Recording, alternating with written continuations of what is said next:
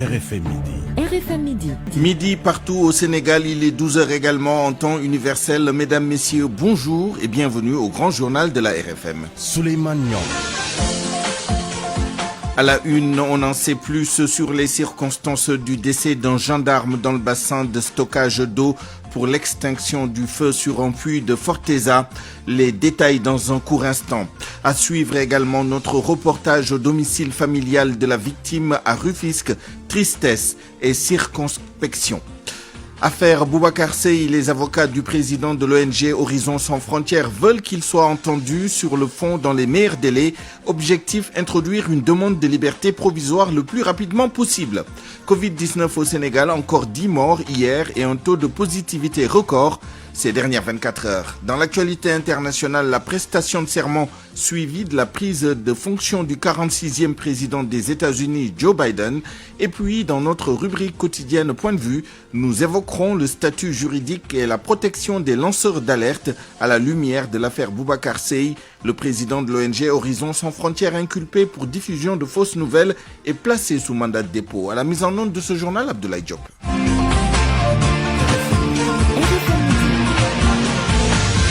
Souleymane Niang. D'abord, un pan du voile qui se lève sur les circonstances du décès d'un gendarme dans le bassin aménagé près du puits de gaz en feu de Forteza à Djelokpel.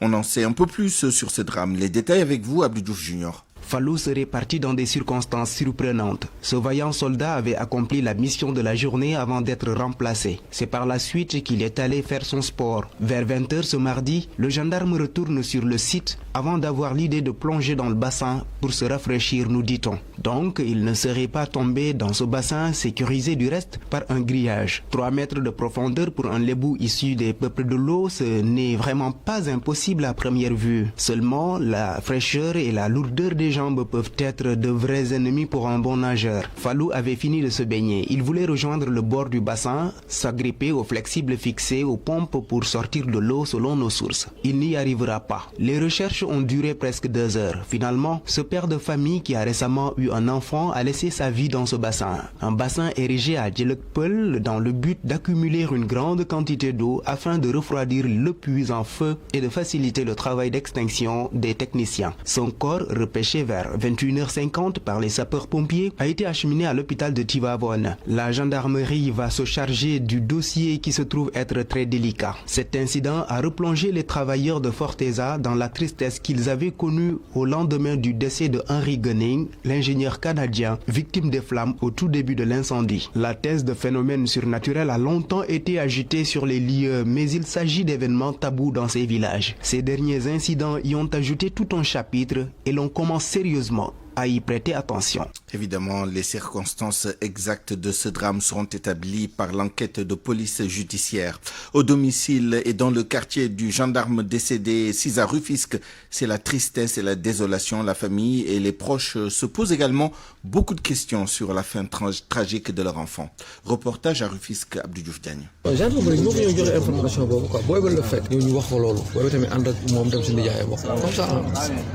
Voilà comment la famille de Sakoura Gaye, le gendarme mort noyé dans un bassin de rétention à Gadiaga, a reçu la nouvelle. Djili et son jeune frère. 2017, en gendarmerie. Il a intégré l'école des sous-officiers de Fatick en 2017. Après la formation, il a été affecté à Thiès. Puisqu'il n'était pas encore titulaire, il était souvent envoyé en intervention. Il était à Gadiaga. Actuellement, on nous dit qu'il est tombé dans un bassin de rétention. Mais cela nous semble bizarre. Cet élève gendarme formé à l'école des sous-officiers de Fatick laisse derrière lui une femme et 2 enfants.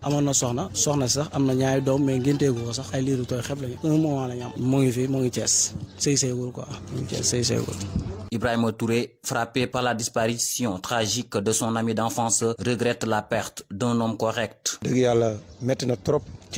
Triste nouvelle, parce qu'il était très jeune. Sakoura était un homme courtois et nous ne pouvons que prier pour le repos de son âme, que Dieu l'accueille dans son paradis. La levée du corps est prévue aujourd'hui à 14h à Thiès et l'enterrement à Touba. RFM Rufisque, Abdou Diouf Diagne. À 12h05, évoquons maintenant cet accident de la route qui a fait 1 mort et 4 blessés Accident grave donc survenu ce mardi sur la route nationale numéro 1 à la sortie de Gandiaye en allant vers Fatick à hauteur du village de Ndiobène. Un véhicule particulier et un bus sont entrés en collision.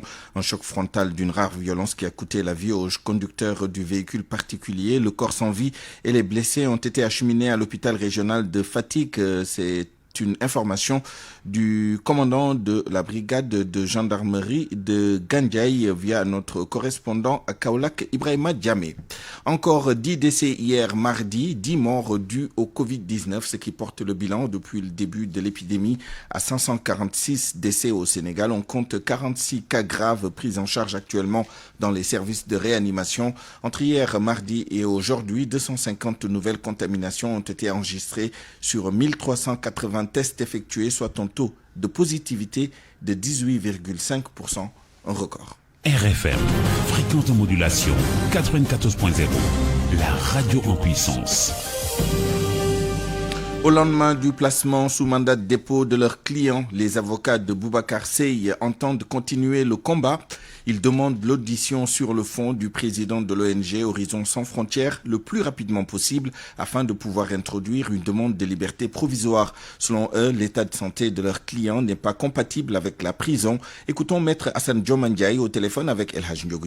Notre système judiciaire est tel que quand vous êtes placé sous mandat de dépôt, dans le cadre d'une information, vous ne pouvez prétendre à une liberté provisoire tant que vous n'êtes pas entendu au fond. Donc aujourd'hui, l'objectif clairement, c'est de faire en sorte que M. Seye soit entendu le plus tôt possible, surtout au regard de son état de santé. Je pense qu'il est important qu'on préserve le droit à la santé qui doit primer sur toute autre considération. Et nous espérons, nous avons déjà contacté M. le doyen des juges afin qu'il aménage très rapidement une date pour que son audition soit prise. Également, faire en sorte que cette affaire qui est en train de prendre des proportions au niveau international aujourd'hui, vous avez des pétitions un peu partout. Au niveau de la diaspora, il est également à noter que M. Seye a la nationalité espagnole. Tout ça, son pays, il a déjà adressé une demande d'assistance consulaire et diplomatique au niveau de l'Espagne. Et je pense que notre pays, au regard du contexte actuel, pouvait se passer de cette affaire, d'autant plus qu'il a réitéré devant le juge qu'il est dans une organisation qui lutte pour la transparence et qu'il n'a fait que demander le bilan de l'argent qui a été injecté au Sénégal. Donc nous ne voyons pas pourquoi cette affaire devrait prendre des proportions outre mesure. Dès qu'il sera entendu au fond, évidemment, nous solliciterons une liberté provisoire, étant entendu qu'il se mettra à la disposition de la justice. De son côté, l'ONG Horizon Sans Frontières dénonce l'attitude du secrétaire d'État aux Sénégalais de l'extérieur dans l'affaire Boubacar Seye. Cette organisation internationale de migration demande que Moïse Sarr soit démis de ses fonctions. Par ailleurs, elle annonce une série d'actions pour la libération de Boubacar Seye. Le directeur administratif et financier de Horizon Sans Frontières, Tamsir Ousmane Ba, joint en Espagne par El Hadj Ndiogou. Un de nôtres qui est dans les difficultés, la première réaction d'une autorité, c'est de le mettre à l'abri d'abord. On ne dit pas que le Sénégalais de l'extérieur, un élément de la diaspora qui fait des erreurs, ne va pas subir la loi sénégalaise. Non, nous ne le disons pas. Nous disons que nous sommes tous égaux devant la loi. La loi est applicable, nous sommes tous applicable à tous les Sénégalais. Donc nous ne dérogeons pas de nos obligations liées à ce que donne le statut de Sénégalais. Mais nous avons dit que si on nous met à la tête de Sénégalais de l'extérieur, donc qui s'occupent de la diaspora, et que les Sénégalais de l'extérieur ne se sentent pas à l'abri par rapport à cette personne-là, il va de soi que cette personne ne remplit plus les critères pour pouvoir remplir ce rôle-là. Et du coup, il est clair que c'est le mieux que Moïse Sarr quitte ses fonctions de secrétaire d'État chargé du Sénégal de l'extérieur parce qu'il a fait à sa mission. Maintenant que Boubacar Seye est en prison, qu'est-ce que vous allez faire concrètement? Comment allez-vous mener le combat pour sa libération? Bon, nous allons développer des stratégies de manière générale pour continuer ce combat-là parce qu'en réalité, Boubacar Seye n'était qu'un porte-parole de la diaspora sénégalaise qui vit dans le monde. Aujourd'hui, je ne pense pas que l'État, dans cette tentative d'intimidation, va continuer à vouloir nous faire taire. Parce que ce qui est sûr, c'est que nous sommes tous des Boubacar Seye potentiels. On ne peut pas faire taire la diaspora sénégalaise. Nous sommes en train de développer des stratégies globales pour porter ce combat-là à des niveaux qui vont dépasser le cadre du Sénégal.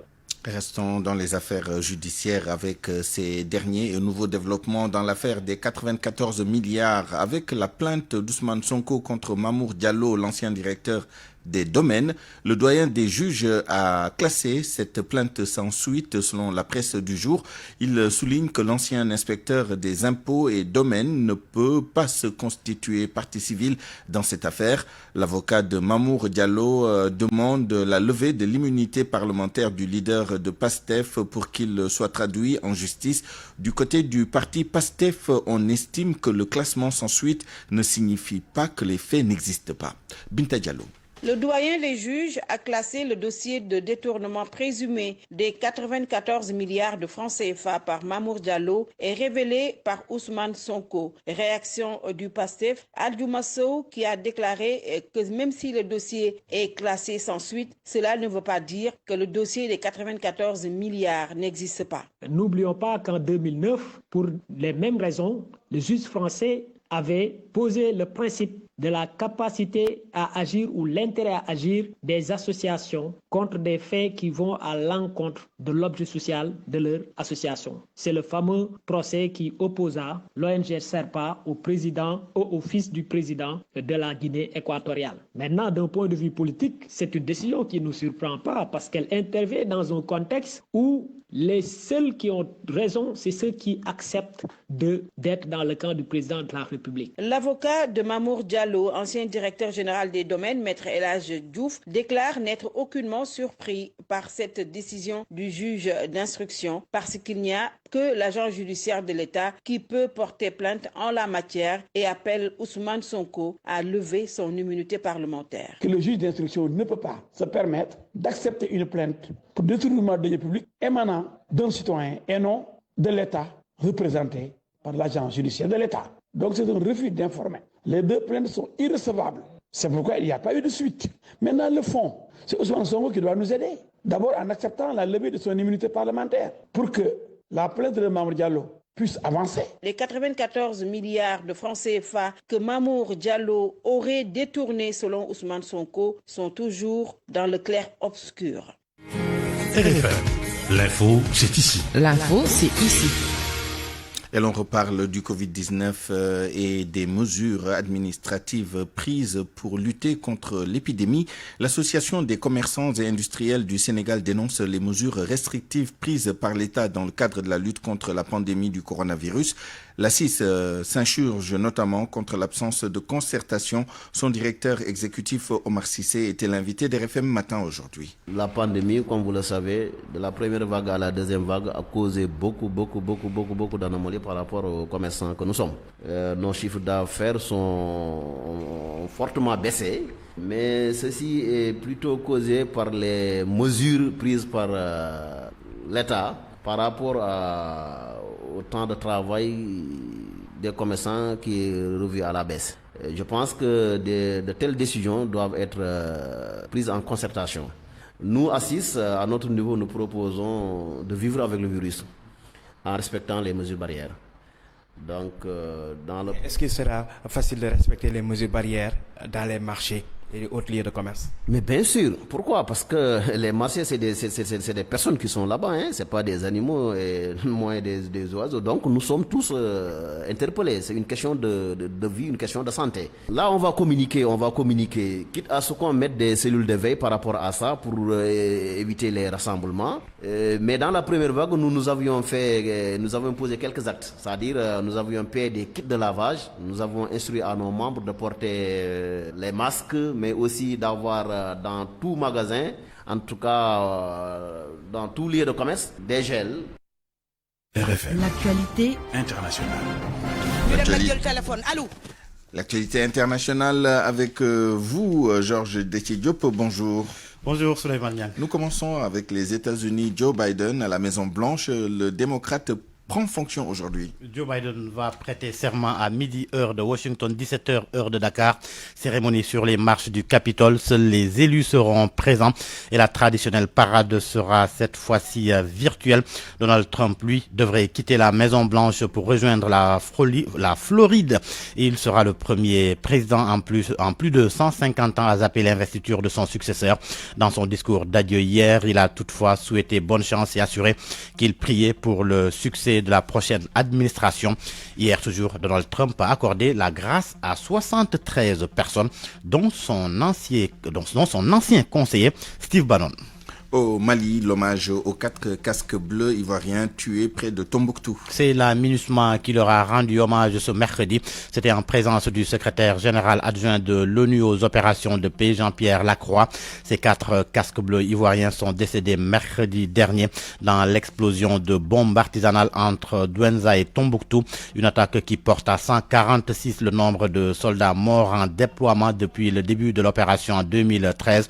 Dans une allocution télévisée hier, Bandao, le président de la transition, a renouvelé sa gratitude aux soldats étrangers engagés dans la lutte contre les djihadistes au Mali. Toujours, l'on célèbre aujourd'hui le 60e anniversaire de la création des forces armées maliennes. En République démocratique du Congo, Modeste Bahati Lukwebo débute ses consultations en tant qu'informateur. Sa mission d'identifier une nouvelle majorité parlementaire après la rupture de la coalition FCC Cash. Modeste Bahati Lukwebo a été nommé le 31 décembre dernier. Le coronavirus, pour terminer, des mesures de restriction planent en Côte d'Ivoire. Le président Ouattara pourrait d'ailleurs les annoncer à l'issue de la réunion aujourd'hui du Conseil des ministres. Gobi Ayabi. Covid-19, la situation devient de plus en plus préoccupante en Côte d'Ivoire. Et lors du conseil du gouvernement du mardi 19 janvier, le ministre de la Santé et de l'Hygiène publique, le docteur Aka Awili, a fait connaître les propositions du comité scientifique de veille. Ce sont l'interdiction des rassemblements, la fermeture des établissements scolaires et universitaires, le port obligatoire du masque, la fermeture des frontières terrestres, la distanciation sociale de 1,5 m, l'interdiction des vols en provenance des pays touchés par la pandémie et un couvre-feu pendant 11 jours. Le Premier ministre Ahmed Bakayoko a opposé un refus à ces mesures pour, dit-il, éviter de plomber l'économie. Le dossier devra atterrir ce 20 janvier sur la table du président de la République au cours du Conseil des ministres. Ce dernier se tiendra en visioconférence en raison des cas de Covid-19 parmi les membres du gouvernement. Pour rappel, la Côte d'Ivoire compte à date 142 décès depuis le déclenchement de la pandémie. Il reviendra au président Alassane Ouattara de trancher quant à l'application ou pas de ces mesures. Gobia Yabi Abidjan, RFM. Et c'est la fin de cette page internationale. Retour ici à Dakar. Merci Georges Détié Diop. Parole aux auditeurs. L'actualité, qu'en pensez-vous? Moi, je pense que vous devez. Réagissez dans nos éditions d'information sur l'actualité. Bonjour. Du lundi au vendredi, vous avez la parole sur RFM. Point de vue dans une dizaine de minutes. Quel statut juridique et quelle protection pour les lanceurs d'alerte au Sénégal? Nous tenterons de répondre à ces questions avec nos deux invités du jour et à la lumière de l'affaire Boubacar Seye.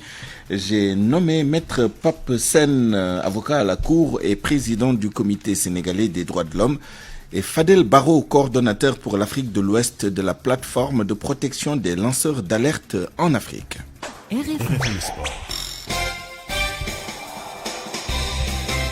Bonjour et bienvenue à vous, cher Tidiane Gagna. Bonjour à vous, Suleiman, et bonjour à tous.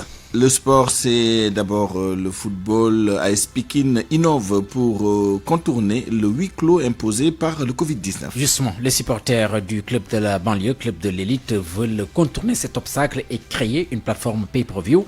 Ce sera donc payant et accessible selon le président, ou alors selon le secrétaire général du comité des supporters de l'AS Pikine. Son nom, Serigne Cheikh Mbacké, des propos recueillis ce matin en conférence de presse par Nongoga. Le comité de supporters de l'AS Pikine, dans ce contexte de dérégulation tout azimut, se propose de réfléchir sur des stratégies d'actions à mener pour accompagner les dirigeants dans la mobilisation de ressources financières nécessaires à la vie du club. Le principe consiste à sensibiliser les supporters du club pour soutenir financièrement le club par 3 moyens. Le premier est de mobiliser la masse d'argent, l'attente de billetterie que les supporters assuraient comme si on était en temps réel à travers une plateforme en ligne, Copar Express. Le supporter paie son ticket comme s'il était en situation de payer son billet pour regarder le match. La seconde initiative porte sur la diffusion virtuelle des matchs en ligne sur YouTube et Facebook, où le nombre de vues peuvent être une source de revenus pour le club. Enfin, la troisième solution est l'initiation et le développement du système Pipeline View pour pouvoir regarder en direct les matchs du club. C'est ainsi la matérialisation de tout ou partie de ces propositions peut être une bouffée d'oxygène financière pour le club. Ce serait aussi une manière pour le comité de supporters et les supporters du club partout où ils se trouvent d'asseoir leur contribution positive pour la survie et le développement de leur club de cœur. CHAN 2021 de football, un duel attendu cet après-midi. Il s'agit de la rencontre devant opposer le pays hôte, le Cameroun au Mali. Chacune de ces deux formations a signé une victoire lors de leur match d'entrée. Une victoire de l'une des formations permettrait donc de se qualifier pour les quarts de finale. L'autre rencontre va opposer le Burkina Faso au Zimbabwe, Suleiman. Un tour d'horizon des championnats en Europe. Et nous démarrons par la Première Ligue, match retard de la première journée, 18h ce soir. Manchester City accueille Aston Villa. En cas de victoire, les Citizens prendraient la première place à Leicester qui les devance de 3 points. Manchester United a aussi l'opportunité de ravir la première place aux Foxes. Les Red Devils s'opposent à 20h à la formation de Fulham. En France, match en retard de la 9e journée. 20h ce soir, l'Olympique de Marseille accueille Lens. Les Phocéens sont 6e au classement alors que Lens est 10e au classement de la Ligue 1 française. Bundesliga, il s'agit du championnat allemand. C'est la 17e journée qui va se poursuivre cet après-midi à 17h30. Schalke 04 joue contre l'équipe du FC Cologne. À 19h30, l'autre série de rencontres. D'abord, Bielefeld qui joue contre Stuttgart. Le Bayern de Munich, leader, est en déplacement chez Augsbourg. Fribourg accueille la formation de Francfort. Leipzig joue contre l'Union de Berlin. Supercoupe d'Italie, on choque ce soir pour la finale. La Juventus de Cristiano Ronaldo croise Napoli de Kalidou Koulibaly. Coup d'envoi prévu à partir de 20h. Retour chez nous et nous parlons de la Fédération sénégalaise de karaté qui va bénéficier cet après-midi d'un appui constitué de kits sanitaires et scolaires. La cérémonie est prévue au Stadium Marius Ndiaye. Voici les précisions du chargé de communication de la Fédération sénégalaise de karaté. Son nom, Yatmalo, que nous écoutons. Avec cette pandémie qui a bloqué presque toutes nos activités, nous sommes en train de s'organiser pour voir dans quelle mesure organiser des manifestations à huis clos. Mais en attendant, nous avons actuellement le privilège d'avoir un partenaire important. Il s'agit du professeur Daouda Ndiaye, qui est le président d'Action Nationale, qui fait des opérations extraordinaires pour venir en appui, en tout cas à l'ensemble des élèves, étudiants, élèves du pays, groupements, associations et femmes du Sénégal, pour en tout cas bénéficier, pour que la fédération puisse bénéficier d'un soutien de taille du professeur Daouda Ndiaye qui a offert à la Fédération sénégalaise de karaté 1000 kits scolaires pour en tout cas les élèves de la fédération qui sont actuellement sur les 14 régions du Sénégal. Il y aura aussi quelques centaines de bourses qu'on va octroyer aux plus méritants dans le cadre de la politique en tout cas de développement du karaté à travers le Sénégal. Parce que vous savez, il y a quelques combattants qui ont été médaille de bronze au championnat d'Afrique dernier, en virtuel, c'était le mois dernier. Ce sera aussi en tout cas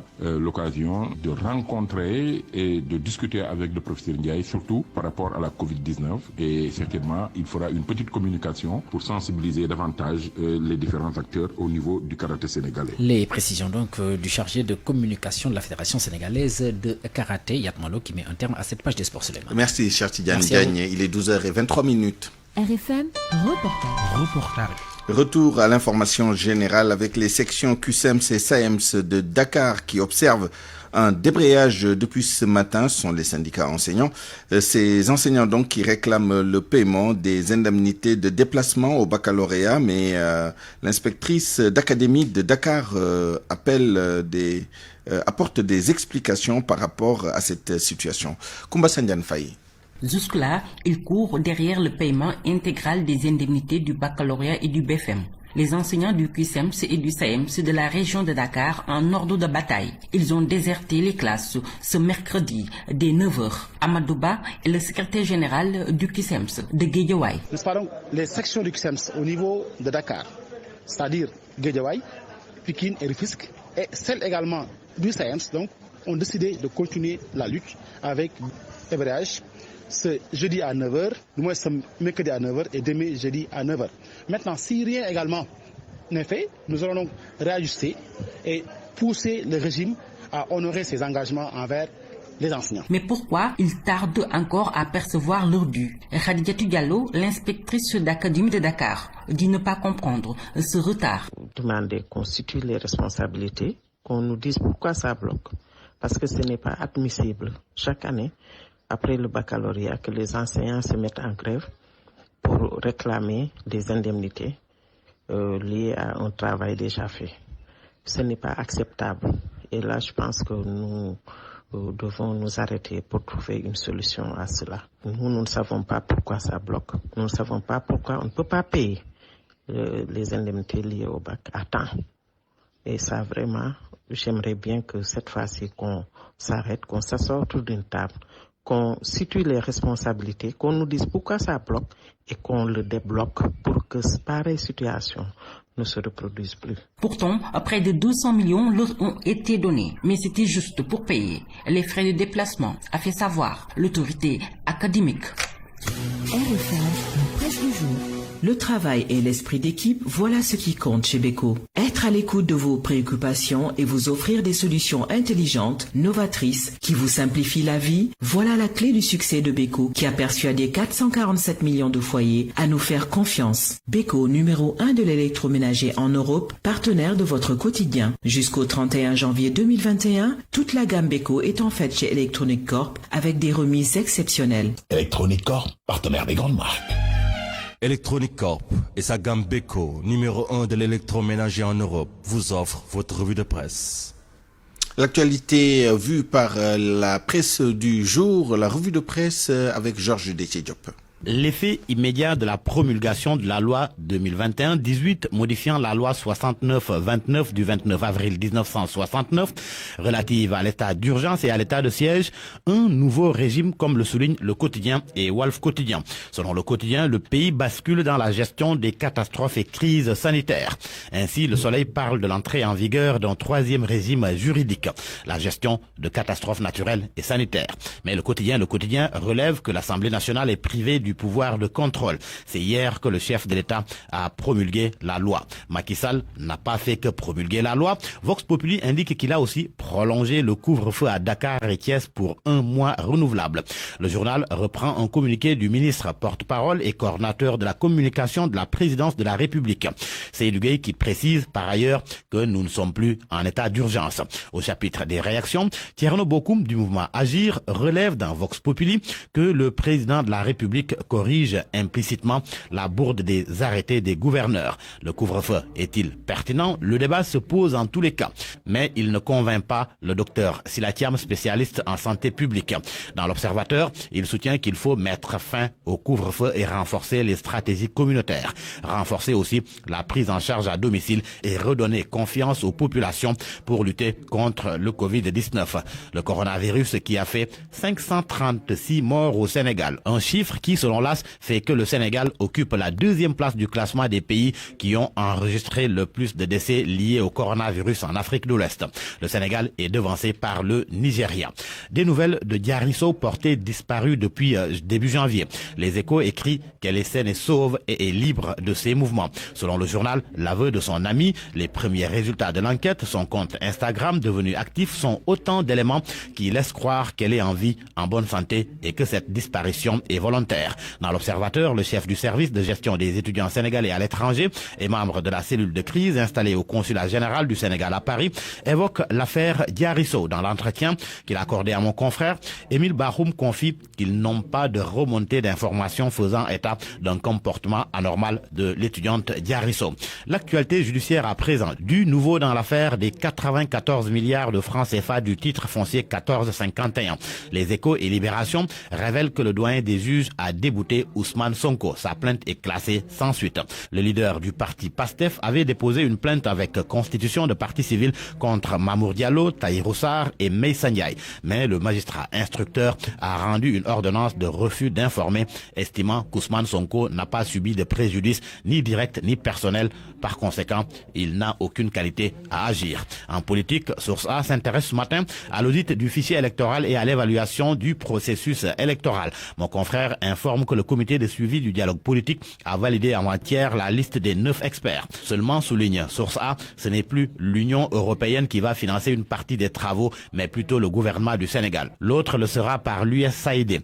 Et en attendant le démarrage des travaux, toutes les parties ont convenu de taire leurs divergences pour ne pas fragiliser le comité de suivi du dialogue politique. Les partis politiques et la nouvelle politique de confidentialité de WhatsApp, un dossier sur le sujet dans l'Observateur. L'Obs insiste que les nouvelles règles peuvent être lourdes de conséquences pour les partis politiques sénégalais qui fonctionnent tous avec des groupes WhatsApp. Si certains confient réfléchir sur comment changer les choses, d'autres prévoient tout bonnement de faire recours à une autre plateforme. En sport, Joseph-Antoine Bell flétrit le fonctionnement de la CAF. Dans un entretien accordé à Record, l'ancien capitaine des Lions indomptables du Cameroun est d'avis que l'article 20 du code d'éthique de la FIFA qui a suspendu Ahmad, l'écartant de facto de la course à sa propre succession, ne doit pas épargner ceux qui ont bénéficié de ses largesses lors d'un voyage à la Mecque.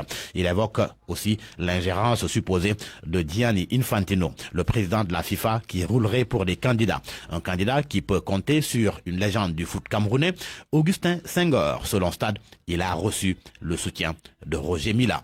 À vos kiosques et bonne lecture. Le travail et l'esprit d'équipe, voilà ce qui compte chez Beko. Être à l'écoute de vos préoccupations et vous offrir des solutions intelligentes, novatrices, qui vous simplifient la vie, voilà la clé du succès de Beko, qui a persuadé 447 millions de foyers à nous faire confiance. Beko, numéro 1 de l'électroménager en Europe, partenaire de votre quotidien. Jusqu'au 31 janvier 2021, toute la gamme Beko est en fait chez Electronic Corp avec des remises exceptionnelles. Electronic Corp, partenaire des grandes marques. La revue de presse vous a été offerte par Electronic Corp et sa gamme Beko, numéro 1 de l'électroménager en Europe. Point de vue. Regard croisé sur l'actualité du jour.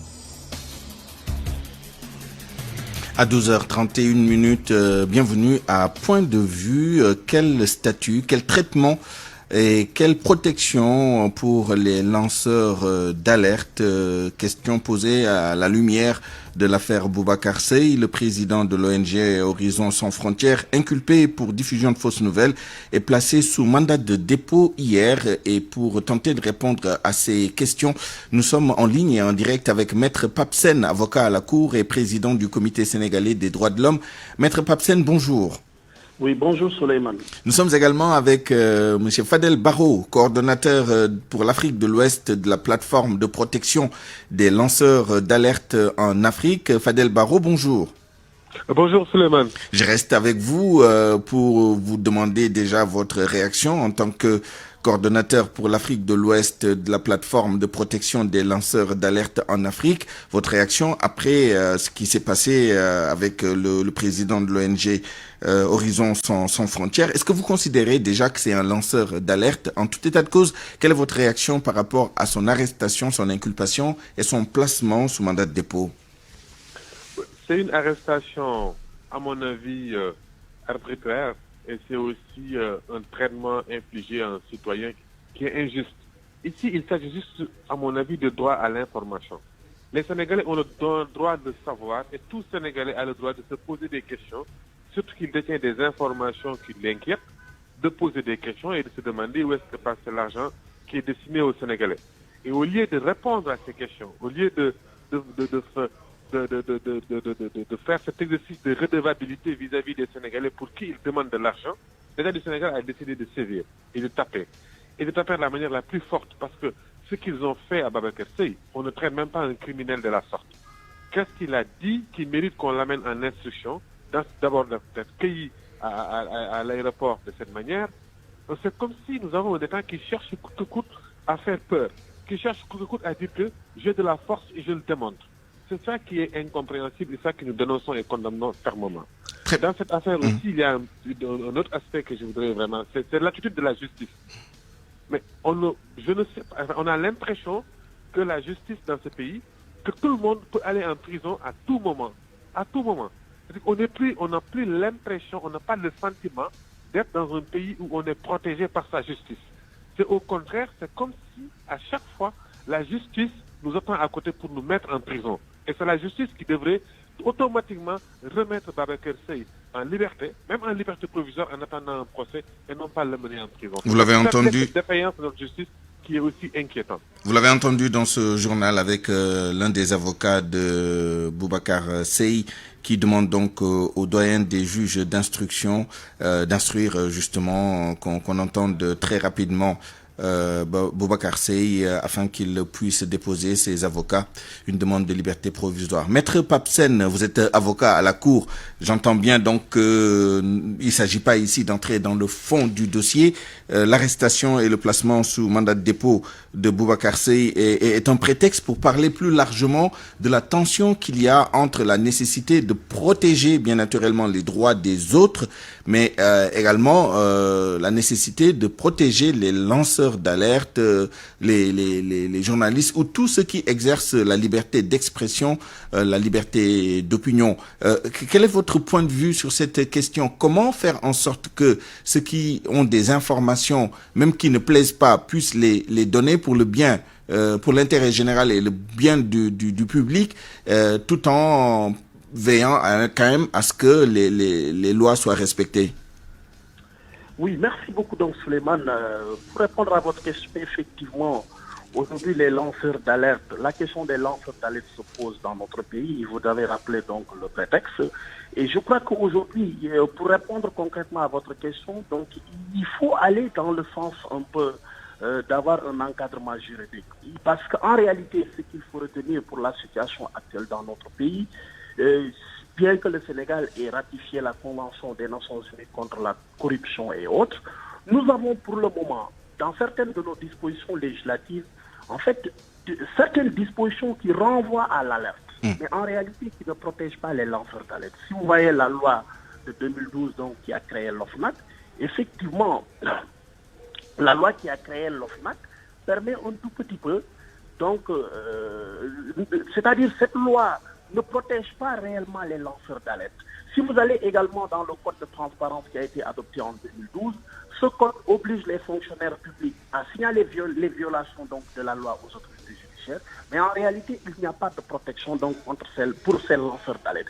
Donc moi, je considère aujourd'hui qu'il y a nécessité absolue, parce qu'il y a deux impératifs. Il y a nécessité absolue d'aller vers un encadrement juridique des lanceurs des alertes, à la fois pour éviter les dérives, mais également pour les protéger. Parce qu'en réalité, Souleymane, tout à l'heure, vous avez posé la question de savoir est-ce que c'est un lanceur d'alerte? Parce qu'en réalité, il faut régler cette première question. Définir clairement qui est le lanceur d'alerte. Il faut le régler. Et ça, on ne peut le régler qu'en ayant un cadre juridique qui nous définit ce qu'est un lanceur d'alerte, les responsabilités des lanceurs d'alerte, mais également un cadre juridique qui permet de les protéger parce qu'ils ont besoin de protection. Sinon, ce à quoi on va assister, c'est quoi? Parce que vous avez parlé de la presse. La presse est organisée. Aujourd'hui, nous avons vu la loi, la nouvelle loi avec le décret d'application qui est sorti. Il faut organiser également les lanceurs d'alerte. Et pour cela, je crois qu'il faut créer un cadre juridique pour éviter ces dérives. Parce qu'en réalité, n'importe qui peut se lever demain pour dire que je suis lanceur d'alerte, alors qu'on sait que les lanceurs d'alerte jouent un rôle extrêmement important pour la protection pour notre protection. Parce qu'en réalité, ils sont là pour nous alerter sur des dangers potentiels ou des dangers à venir. Donc je crois qu'aujourd'hui, il y a nécessité absolue. En tout cas, pour ma part, il faut aller vers cet encadrement. Parce que c'est cet encadrement juridique qui nous permettra de savoir qui est lanceur d'alerte, de pouvoir donc un peu juguler les dérives qui peuvent se produire, mais également de pouvoir les protéger. Parce qu'il faut allier la responsabilité et la protection. Et ça, c'est cette absence un peu de disposition claire, en fait précise sur la question, qui fait qu'aujourd'hui, effectivement, n'importe qui peut être lanceur d'alerte et il n'y a pas de protection tout naturellement dans ce sens. Tout à fait. Fadel Barro, c'est une question qui vous interpelle. En attendant d'avoir cet encadrement juridique, en tout cas au plan institutionnel, il y a des tentatives d'organisation même au niveau régional et sous-régional. La preuve, cette plateforme de protection des lanceurs d'alerte en Afrique avec le chapitre ouest-africain dont vous êtes le coordonnateur. Est-ce que vous pouvez nous en dire plus? Est-ce que vous faites quelque chose dans le sens justement d'accorder ou de proposer un statut et un régime de protection des lanceurs d'alerte en Afrique et particulièrement en Afrique de l'Ouest? Mais c'est toute la pertinence de notre plateforme. C'est ce qui était à l'origine même de la création, du lancement ici à Dakar même, de la plateforme de protection des lanceurs d'alerte depuis 2017. Parce que justement, c'est qui d'abord le lanceur d'alerte? Le lanceur d'alerte, c'est un citoyen qui révèle des informations sur des activités illégales ou contraires à l'intérêt général dans le but, dans l'espoir d'y mettre un terme. C'est ça la définition d'un lanceur d'alerte. Il peut être dans le cadre de son travail où il découvre que des choses se passent et c'est illicite ou c'est nuit à l'intérêt général. Il décide de saisir dans un premier temps, il y a tout un canevas, sa hiérarchie d'abord, et la justice, jusqu'à arriver à un niveau où pour voir l'alerte ou en tout cas le signalement est médiatisé. Et donc c'est un ultime recours, la médiatisation d'un signalement. Et je vous assure qu'au Sénégal et partout en Afrique, il y a des lanceurs d'alerte parce que c'est pas les opportunités qui manquent, mais comme l'a dit tout à l'heure Maître Sen, c'est le cadre juridique d'encadrement qui manque. Pourquoi? Parce que, comme il l'a dit d'ailleurs, sur la presse, on sait qu'il y a au-delà même de cadre législatif et juridique, il y a beaucoup d'organisations qui militent à les protéger. Les droits de l'homme aussi, ils sont connus. Mais souvent, les lanceurs d'alerte, c'est celui qui, sur tout ce maillon, en toute cette chaîne de défense de l'intérêt général, pour l'épanouissement des peuples en tout cas, le lanceur d'alerte est le parent pauvre parce que celui il est isolé, donc fragilisé. Isolé, fragilisé, mal connu. C'est pour ça que nous, en tout cas au niveau de PLAF, nous travaillons avec les États pour essayer de faire avancer la législation. C'est extrêmement important, c'est parce que c'est à la loi de les protéger d'abord, parce que souvent nos États ne les connaissent pas. Parce que si vous regardez dans le cas du Sénégal ce qui s'est passé, on aurait pu appeler Babacar Seye, l'interroger, lui demander d'où viennent ces infos, de quoi il s'agit, essayer de faire de l'investigation pour rendre clair et informer le plus grand nombre de la vérité ou non de ces faits qui sont allégués. Ce n'est pas en prison qu'on va régler de tels problèmes. Ça ne fait que démultiplier l'alerte qui est lancée. Et si l'alerte est fausse, si le débat est posé de cette manière, si l'État n'est pas dans son rôle protecteur d'aider les gens à mieux comprendre, mais dans un statut, dans une posture répressive, quelle que soit la pertinence du signalement, on ne pourra pas connaître la vérité. Pourquoi? Parce qu'on va être dans un contexte d'opposant pouvoir. On est avec ou on n'est pas avec. Donc ce débat-là de passion obscurcit le jugement sur le signalement en tant que tel et c'est difficile après de savoir de quoi il s'agit. C'est d'ailleurs de notre responsabilité, nous, PLAF, et aussi toute la société civile sénégalaise, d'aller au-delà d'aujourd'hui ce qui est dit. Au-delà de, oui, qu'est-ce qu'il a dit, est-ce que c'est vrai, c'est 180 milliards l'État. Il faut aller jusqu'au bout parce que du moment où un procès est possible, mais il faut que la société civile sénégalaise soit aussi presque partie civile dans cette affaire pour venir avec ses preuves. Il faut que nous tous nous démontrons qu'est-ce qui s'est passé avec ces 1080 milliards qui sont allégués. L'Union européenne a donné de l'argent à l'État du Sénégal? Ben justement, c'est la question que j'allais vous poser. Comment expliquez-vous le silence de l'Union européenne, l'inertie d'un certain nombre de mouvements, de groupes qui peuvent venir en attendant d'avoir une protection judiciaire à l'appui ou à la protection de Boubacar Seye? Ce que je sais, c'est que l'Union européenne, en Europe, elle protège les lanceurs d'alerte. Ici, en Afrique, elle ne peut pas faire moins. Je dis ça pour le dire que c'est de leur responsabilité dans cette affaire de venir, d'appuyer, en tout cas, du moment où elles sont citées. Bien sûr, sous réserve sous réserve. Maintenant, je pense que comme tout le monde, du respect de la souveraineté du pays. Pas que l'État du Sénégal aurait allé jusqu'à ce stade. C'est-à-dire qu'on n'aurait jamais pu penser que ce signalement de Babacar Seye avait lui coûté un mandat de dépôt. Dans un pays qui se dit démocratique, on n'aurait jamais imaginé qu'on en serait jusque-là. Cette affaire aurait pu être réglée d'une autre manière, personne n'en serait au courant. C'est eux qui en font une affaire politique et maintenant, Et c'est l'État qui fait en sorte que tous les Sénégalais maintenant veulent savoir la vérité. Il faut qu'on aille jusqu'au bout. Et ça, que ce soit l'Union européenne, que ce soit les sociétés civiles sénégalaises, que ce soit tous ceux qui sont épris de justice, ils doivent mettre la pression pour que non seulement Babacar Seye soit libéré, mais deux, qu'on sache est-ce qu'il y a de l'argent qui est encaissé au nom des jeunes Sénégalais qui meurent en mer et qu'on ne veut pas qu'on en parle. C'est un problème. Très bien. Merci à vous, Fadel Barro, coordonnateur pour l'Afrique de l'Ouest de la plateforme de protection des lanceurs d'alerte en Afrique. Je termine avec vous, Maître Pape Sène. En attendant d'avoir le dispositif que vous préconisez, est-ce que la justice, dans ses procédures, dans l'application des textes, devrait faire montre d'une certaine sensibilité quand on a l'intuition ou quand on a quand on fait l'hypothèse que la personne qui donne l'information est bien intentionnée. Par exemple, Boubacar Seye a répondu à une convocation alors qu'il se trouvait en Espagne, qu'il pouvait y rester puisque sa famille est logée là-bas, il a la nationalité, il a fait l'effort de venir.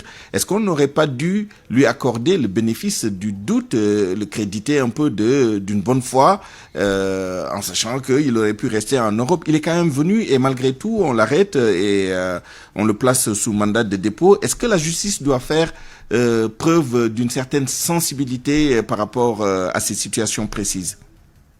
Oui, mais Souleymane, vous me permettrez, parce qu'en fait, je ne pourrais pas répondre à votre question sur le fond, parce que d'abord, je n'ai aucune connaissance de ce dossier par rapport au fond, parce que vraiment, pour véritablement répondre à cette question, il faut se placer dans la posture du juge. Il y a peut-être des éléments d'appréciation pour voir si ou non il faut une certaine indulgence ou bien il faut une autre approche. Mais tout ce que je sais, c'est que la justice, surtout le juge d'instruction, dans son travail au quotidien, mais il a à sa disposition tous les éléments et il fait une appréciation souveraine. Parce que contrairement peut-être au parquet, pour qui on peut penser qu'il y a un rapport hiérarchique, le juge d'instruction est un juge indépendant. Et de ce point de vue, nous estimons que notre système judiciaire est fait de telle sorte que ce que vous dites peut ne pas être exclu. Mais dans le cas d'espèce, je ne pourrais pas être affirmatif pour dire oui, le juge aurait dû, parce qu'en réalité, je ne suis pas dans le dossier, je n'ai pas connaissance du fond du dossier.